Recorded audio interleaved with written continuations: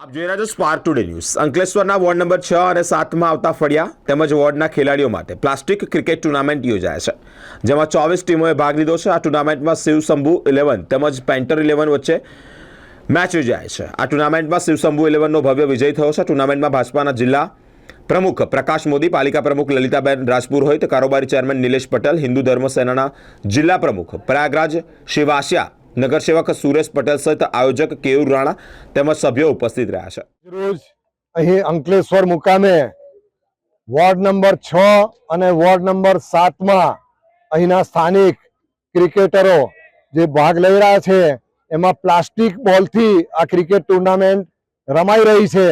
ખૂબ જ સુંદર અહીંના 6 અને 7 વોર્ડના ક્રિકેટરોનું આયોજન છે। અહીંયા આયોજકો ખૂબ જ સારી રીતે પરસ્પર મૈત્રીભાવથી, મિત્રતાથી અને એક ઉદ્દાત ભાવનાથી જે આ ખેલકૂદની આ ક્રિકેટની રમત જે અહીં રમવાનું જે આયોજન કર્યું છે ખૂબ જ સુંદર અને આવકારદાયક છે।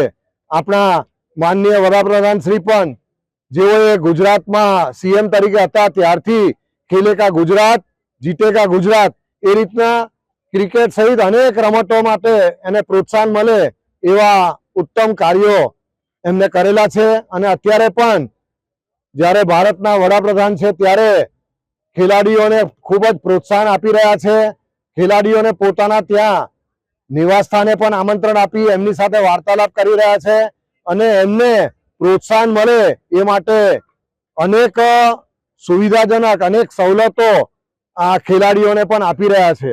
અહીંના સ્થાનિક ક્રિકેટરો પણ એમની આ ક્રિકેટ ટુર્નામેન્ટ દ્વારા ઉત્તરોત્તર પ્રગતિ કરે અને અંકલેશ્વર શહેરમાં રમાય છે એ ઉપરાંત જિલ્લામાં રમાય, ગુજરાતમાં રમાય અને એ રીતે આગળ વધે એવી મારી આપ સૌને શુભેચ્છા છે।